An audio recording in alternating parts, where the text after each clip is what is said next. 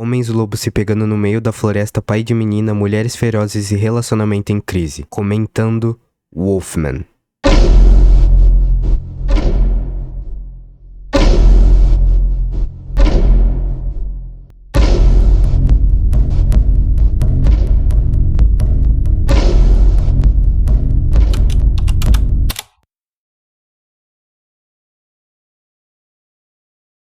Antes de começar, eu já queria deixar claro que o Wolfman não é bom. Quer dizer, sim e não. E ao mesmo tempo sim. Se você espera um terror onde vamos acompanhar uma criatura raivosa e peluda, esse não é o filme. Wolfman é muito mais um drama do que um terror. Embora seu body horror, seu tom melodramático, ele ainda se esgueira pelo drama. Porém, ter o seu eu apagado enquanto seu corpo é dilacerado, onde você se torna uma criatura que seu único instinto é matar, onde em uma transformação dolorosa você se esvai, dando lugar a algo meio humano e meio cachorro ao ponto que você se torna inexistente, é meio tenebroso. Você não pode amar.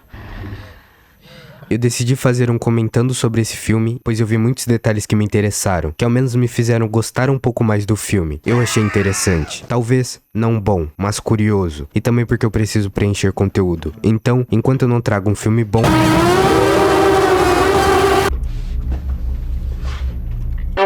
Com seu casamento desgastado, Blake convence sua esposa Charlotte a fazer uma pausa da cidade e visitar sua remota casa de infância na zona rural do Oregon. Quando eles chegam à fazenda na calada da noite, são atacados por um animal invisível e se barricam dentro de casa enquanto a criatura cria perímetro. Mas, à medida que a noite se estende, Blake começa a se comportar estranhamente, transformando-se em algo irreconhecível. Bom, a gente acompanha o Blake e a sua família. O filme abre com ele criança e vemos que ele foi criado pelo pai, naquela mesma fazenda.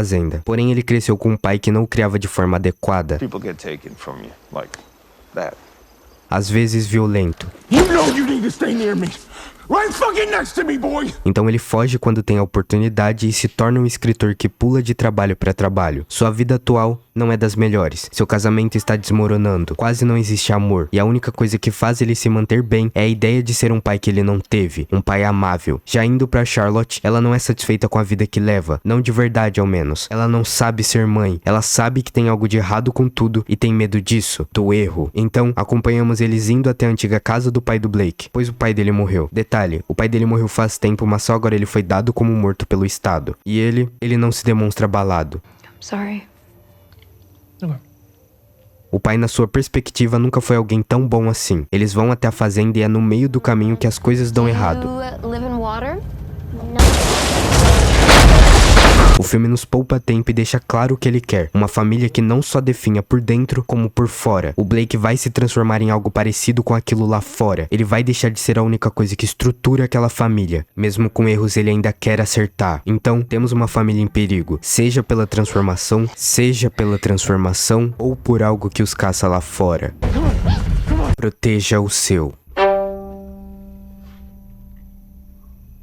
Um dos pontos que eu mais gostei foi essa relação dramática do filme, o fator da família e dos personagens. Não diria que é bem construído, mas apresenta uma ideia que me prendeu. Você tem um personagem que tenta ser uma versão melhor de si mesmo.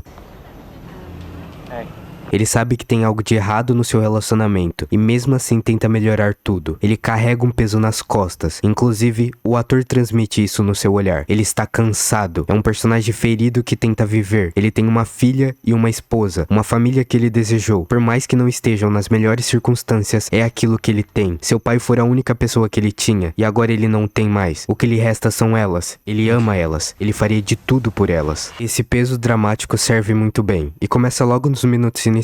Você recebe através da história um pequeno e solitário Blake, e desde pequeno ele já se demonstra alguém que se esforça pelos outros. Isso é legal de se ver. Um personagem que, embora constantemente assombrado por medos e inseguranças do passado, tenta. Mesmo com medo de fazer algo errado, ele se mantém, pois constantemente se sente falho. Ele se dispõe a entregar tudo o que ele pode. Amor e cuidado. Quando vemos a Charlotte, logo de cara ela se demonstra uma personagem bastante antipática, daquelas que não conseguimos criar um vínculo inicialmente. E isso é o que a torna interessante. Ela não é uma pessoa ruim, ela apenas está em uma situação paralela ao do marido, cansada. Eles lidam e demonstram isso de formas diferentes. Enquanto Blake sente que pode fazer o melhor sobre aquilo, ela se sente acomodada pelos erros, pelo passado. Ela não está insatisfeita com a vida que ela tem, com o marido, ou com a filha. Ela está insatisfeita com quem ela se tornou. Ela se acha uma péssima mãe, uma péssima esposa, e esse é um dos pontos do filme que eu gostei. Ele te introduz uma personagem que não é muito, entre aspas, carismática, que futuramente se torna a personagem principal do filme. Essa subversão é cheia de ideias, e mesmo não sendo bem trabalhada, é interessante. Ela tem que lidar com tudo, enfrentando seu medo de ser mãe, tendo que se tornar alguém muito mais emocional. Ela é uma pessoa tão distante da família que praticamente está ofuscada no início do filme, refletindo em como ela se sente em relação a ela, se sentindo a parte de uma relação que ela nunca soube se expressar. E eu não digo só sobre ser esposa. O que me prendeu aqui foi esse fator dramático. Embora seja um filme sobre homens lobos, ele retrata muito mais as emoções entre pai e filha e mãe e filha. Ele vai lidar muito mais com a ideia emocional do que é ter e ser uma família do que com lobos ferozes. E embora esperando achei que isso foi algo que me chamou muito mais atenção nele. Um filme de lobisomem que fala muito mais do homem. O pai do Blake, por exemplo, fala que todas as atitudes dele como pai são para que ele sobreviva, para que ele não morra. Ele precisa saber se defender, pois você pode morrer de uma hora para outra. Ele grita com o filho e deposita todo o seu medo nele. A gente sabe por alguns diálogos que ele tá protegendo o filho de algo. Ele é um personagem que aparece pouco, mas que diz muito. Embora ele não fale e não demonstre da melhor forma possível, ele de certa forma ama seu filho, apenas tem medo de perdê-lo, talvez de uma hora para outra. O filme não explica isso, o porquê desse medo, mas você pode pensar em segundos. Tem algo na floresta. O pai do Blake sabe disso, a mãe do Blake nunca é apresentada. Inclusive, tem um diálogo entre o pai do Blake e um outro pai em um rádio, onde ele diz que ele achou a coisa na floresta, e eles sabem que eles deveriam fazer algo. Então ele pergunta: você não quer proteger o seu filho também? Indo pro Blake mais velho, todo o seu desenvolvimento é voltado em ser algo que o pai dele não foi. Ele passa a maior parte do tempo cuidando da filha. Ele detesta quando age de uma maneira que o faz lembrar o seu pai. I told you to get down. Why didn't you listen to me, damn it? Huh? Do you want to get hurt? I'm sorry I lost my temper. That's not me. I don't want to be like that. Ao longo do filme, vemos que ele tem várias formas de dizer o quanto ele ama sua filha. Um dos recursos mais utilizados aqui é essa dinâmica dos dois. Eles têm uma espécie de jogo onde ele pede para que ela leia o pensamento dele sobre ela, telepaticamente. Ela sempre responde: você me ama e está cuidando de mim. E ele sempre concorda. I love my little girl. That's incredible. Embora sendo o personagem mais envolto de um drama emocional, ele mesmo assim não consegue dizer um eu te amo diretamente. Ele cria situações pra demonstrar isso, mas não diz. Quando vemos que ele foi infectado pelo lobisomem, toda essa narrativa se mantém, mas aqui com uma pegada um pouco diferente. Ao invés de lutar internamente sobre quem ele quer ser e seus erros, ele deve lutar com o que ele está se tornando. Então, nesse estado de não ter mais controle sobre quem ele é, a Charlotte se torna a protagonista. Hey. A Charlotte é uma personagem interessante. Uma personagem contrária ao Blake que não consegue demonstrar o que sente. Sempre que a situação exige seu lado emocional, ela falha. Não porque não quer, mas porque não sabe lidar com isso. Ela é uma pessoa tão racional que o seu dilema é ter o controle da situação que não vai exigir apenas racionalidade, mas se arriscar emocionalmente. Ela não é desprezível, muito menos uma má pessoa. Ela cuida deles da forma que lhe cabe. Come on. Let's get you upstairs.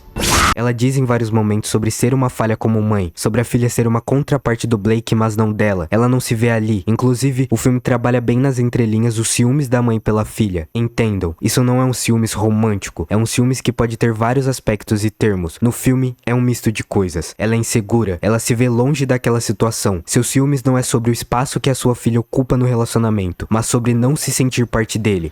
We just can't go outside right now. Lay down. Não se sentir parte da família. Temos várias cenas onde o Blake está cuidando da Ginger e ela só está observando. Mas quando o Blake sai, no fundo, sempre é possível vê-la cuidando da garota. Inclusive, o que ela mais vai fazer ao longo do filme inteiro é cuidar da garota. I'm always going to be here for you. Isso é até mesmo em relação ao Blake e ela. Embora um casal, eles não parecem um. Eles não trocam carinhos e sempre estão distantes. Eles já foram um, mas agora eles nem sabem o que são. Quando a Charlotte se torna a protagonista, temos que encarar algo totalmente diferente. Não pela situação do Blake, mas pela Charlotte ser alguém com traços únicos que podem gerar certa apatia. Quando ela é que assume o controle, é quando vemos mais do seu lado emocional. E ele está em crise. Quando tudo começa a dar errado, ela está desesperada e chora sozinha. Ela não quer que ninguém a veja assim. Em cenas onde ela precisa cuidar do Blake, você nota que tem uma barreira entre os dois. Tem uma cena que ela percebe que o Blake se feriu e a sensação que a cena apresenta é que ela tem medo de tocá-lo, de cuidar, não pelo machucado, mas pela barreira que está entre os dois, algo que ela quebra em seguida. Ela assume esse papel e se entrega. Ela passa a se tornar a personagem mais racional e, consecutivamente, emocional. You're sick. That's all, but we're gonna fix you. Com pitadas do seu emocional conturbado, ela se torna a protagonista, que aqui ela assume de vez e não tem medo de demonstrar. Mesmo tendo medo de errar, agora ela tenta. No final, tudo está conectado, desde o começo do filme até o acontecimento no seu meio, até o seu final. O filme abre com uma perspectiva de um pai que não sabe lidar com seu filho. Ele cria ele de uma maneira que lhe cabe. O Blake inclusive usa uma frase que ele diz que muitos pais, temendo proteger os filhos, acabam os machucando. Sometimes when you're a daddy, you're so scared of your kids getting scars that you become the thing that scars them. Foi o que aconteceu com ele, mas ele adulto entende o seu pai agora. No final, o filme fecha com a morte do Blake e com aquela mesma montanha, mas agora entre uma mãe e uma filha. Ela não sabe lidar com a filha, ela cria ela de uma maneira que lhe cabe. Wolfman é um filme que fala sobre proteger o que é seu, proteger o que é seu, proteger o que é seu, proteger o seu. You left him! You left Daddy outside! He's gonna get hurt! He's gonna die in his mouth! You left Daddy alive! No, he was trying to protect you! Pois em uma narrativa, o homem deixa de ser humano e se torna um lobo. Literalmente e não literalmente. São personagens que estão perdidos e não sabem se comunicar. Uma das melhores coisas em Wolfman é a transformação. Aqui, ao invés de se transformar rapidamente em um animal bípede ou quadrúpede, ele lentamente se transforma em algo. Ele não atinge um estado de lobo, mas não fica no humano.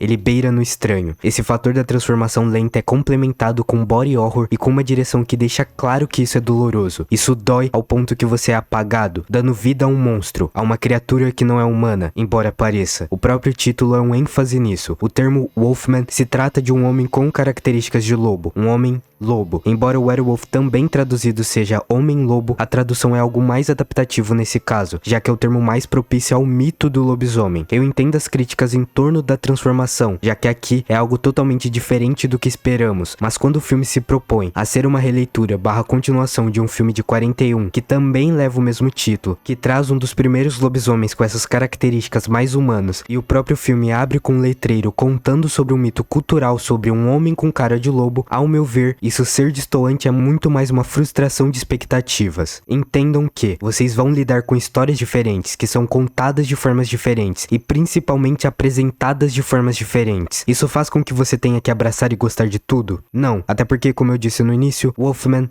não é bom. Mas não porque temos um lobisomem não lobo, mas porque ele desanda e é mal escrito.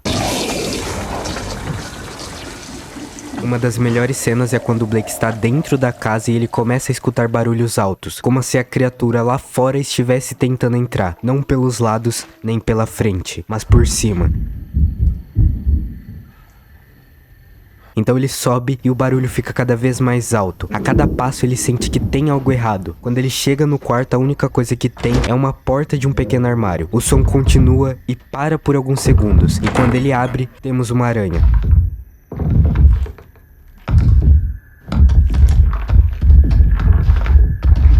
As batidas eram as pequenas patas da aranha na madeira. Aqui, o filme mostra ainda mais como essa transformação vai acontecer, de forma lenta, confusa e dolorosa. Inicialmente com dentes caindo, com sentimentos confusos, a perca deles e o corpo em dor. A transformação funciona aqui como uma doença. Você vê o protagonista pagando, suando e ficando com a pele ressecada. Ele começa a perder os sentidos, dando surgimento a novos sentidos. E é aqui que o filme brilha com essa humilde ideia, essa transformação grotesca e doente. Quando o Blake começa a se transformar, uma das coisas mais interessantes que temos é o ponto de visão dele mudando. Quando ele enxerga o mundo agora, ele está saturado, em um azul alucinante. Ele não compreende mais a fala das pessoas e vê apenas pontos brancos em seus olhos. Ele não reconhece o mundo que um dia ele viu. Isso gera cenas muito boas. Por exemplo, temos uma cena onde ele levanta de um dos desmaios e aparentemente estamos iluminados pois estamos com a luz acesa. Mas quando ele desce até o porão onde está a Charlotte e a Ginger, vemos que está claro para ele, não para ela. Ele está lá, mas ela não o vê.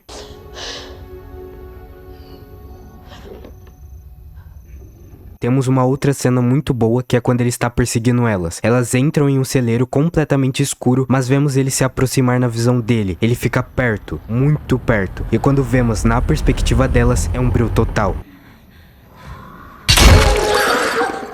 Isso foi um dos detalhes mais interessantes do filme. Essa jogada de percepção é belíssima, mas o momento que eu queria destacar é quando ele um pouco mais racional tenta se comunicar com a Charlotte. Eles tentam escrever em um caderninho. Ele sabe que ele está morrendo, mas ela em crise quer salvá-lo. Ela então fala como ela ama ele, que ela não conseguiria fazer as coisas sem ele. Ela precisa dele. You said I love you, Blake. Mas tudo isso é cortado quando vemos no ponto de vista do Blake. Charlotte, I can't understand you. É um monte de barulho, nada identificável, são ruídos, não importa se você diga que o ama, ele não vai escutar. Essa parte é um embate direto das emoções desses dois. Um que passa o filme inteiro tentando sustentar a ideia do amor, recebe um eu te amo, por mais que desesperado, recebe, mas ele não escuta. E ela, uma personagem com dificuldade, coloca tudo pra fora. Ela externaliza isso pra que ele entenda que ela o ama, mas ele não vai escutar. Temos um estágio dessa transformação que seria o seu final, onde todos seus ossos são quebrados e ele se contorce por inteiro. Embora eu acho que, assim como o lado dramático e o terror, o horror corporal poderia se arriscar mais. Eu fiquei preso numa ideia inicial. O resto é algo feito às pressas e que não lhe cai tão bem. Mas ele se sai bem em momentos como esse. A transformação é tão bem pensada que esse estado é literal ele se tornando um animal em todas as formas. Ele não entende na nossa concepção. Ele sente, mas não da mesma forma. Tem uma cena que a sua ferida está em um estado feio, aberta, com bolhas. E vemos ele se coçar inteiro, mordendo o local do ferimento como se estivesse com dor. Inclusive, cachorros podem fazer isso, morder feridas por dor, ansiedade e até medo. Esse fator escala para uma cena onde ele arranca a própria perna sem sentir dor, para que ele escape de uma armadilha colocada pela Charlotte. Quando ele assume essa carcaça animalesca, ele passa a caçar sua própria família. Durante seus tempos finais como humano, ele tenta ficar vivo, mas ele sabe que está morrendo, não literalmente, mas está deixando de existir. Isso é muito bem utilizado, pois esse problema de diálogo não existe com a filha. Desde o começo do filme temos essa relação dos dois, é algo humano, real. Quando ele está completamente debilitado, a forma que ela arranja de se comunicar com ele é através daquele joguinho que eles faziam antes. I was thinking that I love you. Isso não é um tipo de roteiro onde ele é salvo pelo poder do amor. Pelo contrário, isso é um resquício pequeno do que sobrou. Ele luta dentro dele mesmo. As sequências seguintes é ele lutando contra outro lobisomem que os atacou, pela família, se jogando em frente, se arriscando, mas depois de avançar muito na transformação, ele caça elas. Essa é a sua tortura, virar um animal que mata a própria família. Ele vai ver isso através dos olhos do lobo, mas não vai poder fazer nada. Ou seja, embora fazendo tudo por elas, ele ainda vai querer matá-las.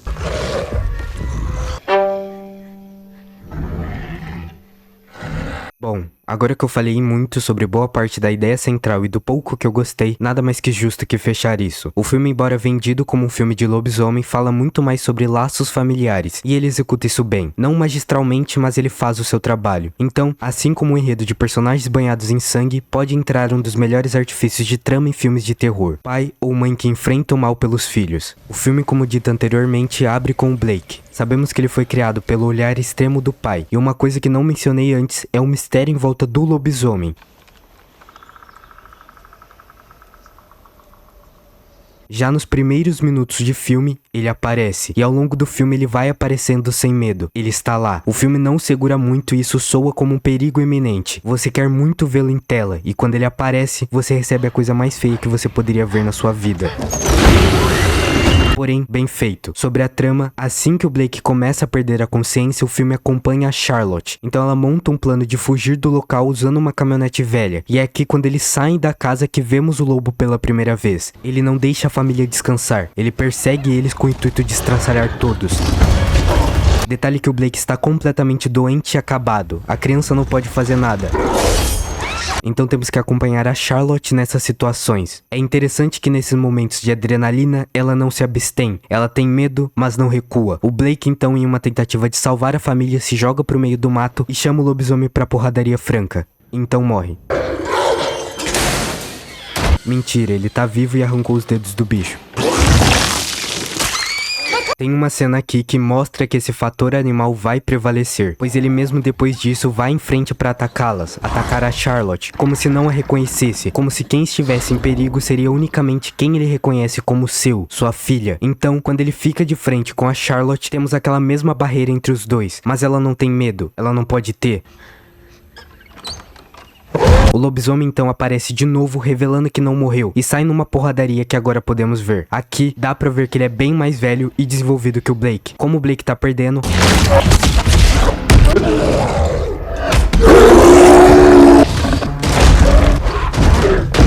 a Charlotte entra no meio da briga.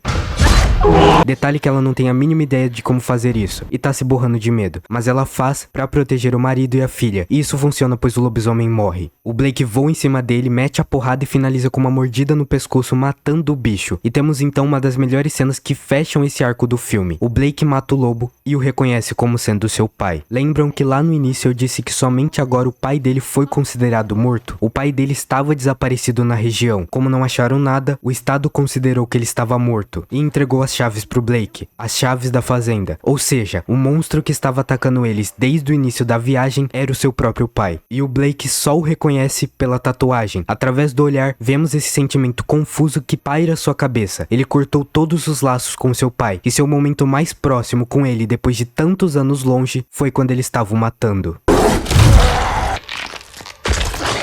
Então, dentre as outras coisas, a única coisa mais aterrorizante do que se transformar em um lobisomem é se transformar em seu pai. Ele percebe ali que se o pai estava tentando matá-lo, não demoraria muito para que ele tentasse fazer o mesmo.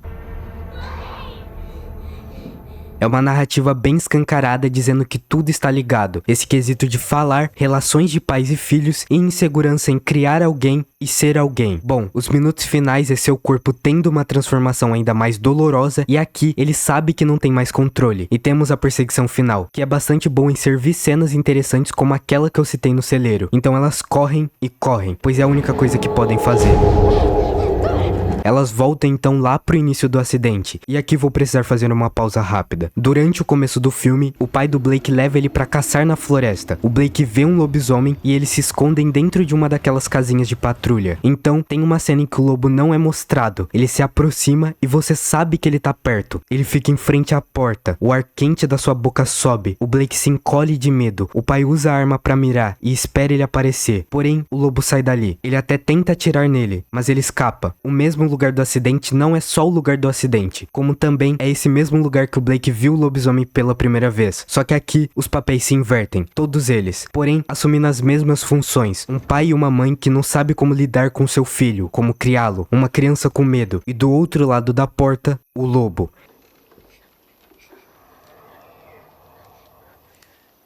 Então, as mesmas coisas acontecem aqui. Elas entram no ponto, a Charlotte mira com a arma e coloca ela na direção. E ela sabe o que ela tem que fazer. Então ela levanta e aponta a arma diretamente para o peito do Blake. Agora, lobo. Eles ficam um tempo se encarando. Ela hesita em atirar. A garota então diz que o pai quer que aquilo acabe. He wants this to be over. Ele está sofrendo. Ela continua com a arma apontada. Então ele força ela a atirar. Detalhe, acho esse final interessante. Quem fala sobre o que o pai sente e o que ele está dizendo é a filha. Alguém que emocionalmente estava ligada com o pai desde o início. E tinha esse desenvolvimento dos dois. Quem atira é a Charlotte. Embora atirando, isso não significa que ela não o amava. Ela hesita. Eles estavam distantes, mas ela ainda o amava. Ela dá o tiro, pois ela sabe que aquilo tem que ser feito. Mas talvez porque ele queria que ela fizesse aquilo. Então ela atira por ele, não por ela. Então é quando tudo se fecha. A Charlotte está no mesmo papel que o pai do Blake. Em relação ao seu filho, a coisa é que de fato ela não sabe lidar com tudo aquilo sem ele, mas talvez ela descubra. O filme então finaliza com a cena de ambas as duas lá naquele mesmo local das montanhas. E se a mãe do Blake for o lobisomem do início? Parece loucura, ou não, mas lá no início, ao serem perseguidos pelo lobisomem e ficarem presos na vigília, o Blake chora por medo, mas também por tristeza. Não é um choro por eles, é por ela. Ao longo do filme, os lobisomens nunca são retratados como algo surpreendente. Eles aparecem, não só por viés da história. Eles aparecem corriqueiramente pois já fazem parte dela. Durante o filme, a sua mãe nunca é citada, nem ao menos mencionada. Ela poderia ter uma rápida citação? Sim, mas o filme quer que você procure por isto. No seu início, o pai do Blake fala sobre como pessoas podem desaparecer, como elas podem morrer facilmente. Olhando pra essa perspectiva, o Blake no começo está solitário, não apenas porque sim, mas porque ele perdeu alguém que ele ama. Isso é reforçado com o próprio pai do Blake. Ele não é violento, pelo contrário, ele é alguém que, temendo demais a proteção do filho, acaba o machucando. If you don't do what I say, you get hurt. Do you want to get hurt? Huh? Ele não cita a mulher, mas cita a perda. Ele inclusive demonstra. Então, usando o final como paralelo, o pai do Blake esteve na mesma posição que a Charlotte. Porém, diferentemente dela, ele não consegue. Voltando pra cena, o Grady, pai do Blake, pede pra que ele tape os ouvidos. Ele tampa, não pelo barulho da arma, pra não escutá-la. E isso, pelo menos pra mim, só é reforçado quando você nota que o lobisomem sai da parte da frente e vai pra trás da casinha. O Blake sente isso. Ele vê o ar quente. E não só isso, ele fica feliz. Ele sorri ao sentir que sua mãe está perto. O embate dele vai além dos problemas com o pai. Foi a ideia de ter que caçar a própria mãe. Ele chora, não por ele, por ela.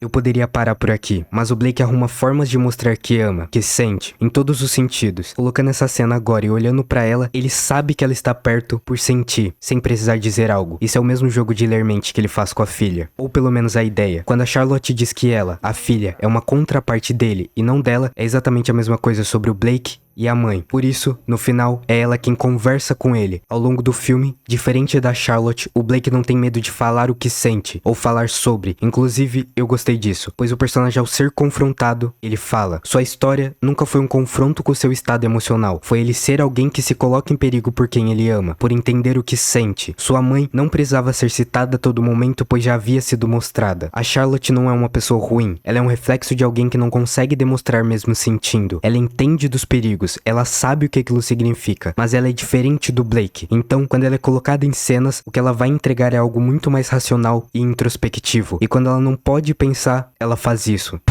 Mas ela faz, que é o que importa. Assim como Grady, que avalia as coisas com precaução, ela faz o mesmo. E isso não significa que eles não sentem. Eles estão lidando com conflitos internos, e caso precisem, eles também se colocariam em perigo. O Grady lida com o luto, e ele tá um caco, ao ponto que ele deixa isso transbordar no próprio filho. E a Charlotte não se vê naquela ideia materna. Ela sabe que é mãe, mas ela não é como ela imaginava. No final, ele não atira, pois assim como a Charlotte, ele não consegue lidar. Detalhe que a Charlotte atira tentando reprimir qualquer emoção.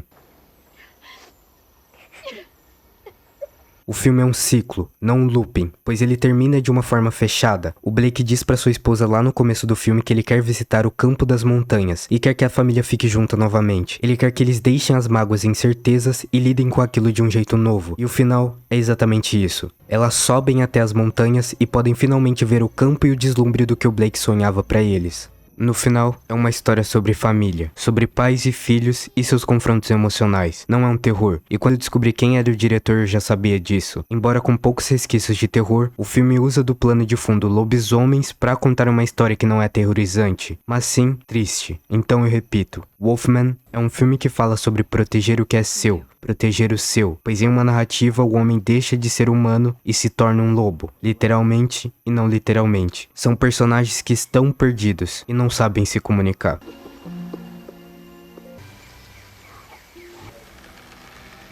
Acabou. Minhas expectativas eram extremamente baixas. Esperei algo extremamente ruim, com nada que pudesse se salvar, que fosse relativamente apenas o que descrito na premissa. E que bom que ele foi além do que eu esperava. Embora com muitos problemas e às vezes perdido, a sua abordagem totalmente diferente em relação ao tema lobisomens foi uma surpresa. A ideia arriscada de um horror corporal onde você vê, observa, a pessoa que você ama se dilacerar por inteiro virando uma criatura horrenda é o seu charme. O conceito disso ser um drama para os personagens ao lidarem com conflitos internos, ruptura familiar, e ao mesmo tempo um terror para os personagens ao lidarem com conflitos externos, homens quase lobos, é interessante. Ele poderia entregar qualquer outro filme de lobisomem, e eu até queria um filme de lobisomem, mas ele entregou o que ele propôs, e acho que ele se saiu bem. Ele fez muito com pouco. Realmente é pra poucos entregar um pai de menina que brutalmente vai ser apagado pelo lado animal ao mesmo tempo que tenta se manter humano, e uma mãe que tenta ser uma mãe, correndo de lá pra cá tentando manter a família viva mesmo que ela não saiba o que seja isso. Ser mãe. Ele não entrega, mas escreve isso bem. Christopher Abbott e Julia Garner mandam muito bem em meio a tudo isso. Enfim, esse foi o vídeo. Se você gosta do meu conteúdo, veja outros vídeos também, eles dão trabalho. Eu também gosto de interagir com vocês, então me acompanhe por aqui e nas redes do canal, porque às vezes eu lembro que elas existem. E fiquem tranquilos, pois eu leio todas as sugestões. Então enquanto eu não lanço um vídeo com filmes bons, fiquem com filmes meia boca. Espero que tenham gostado e vejo vocês em breve.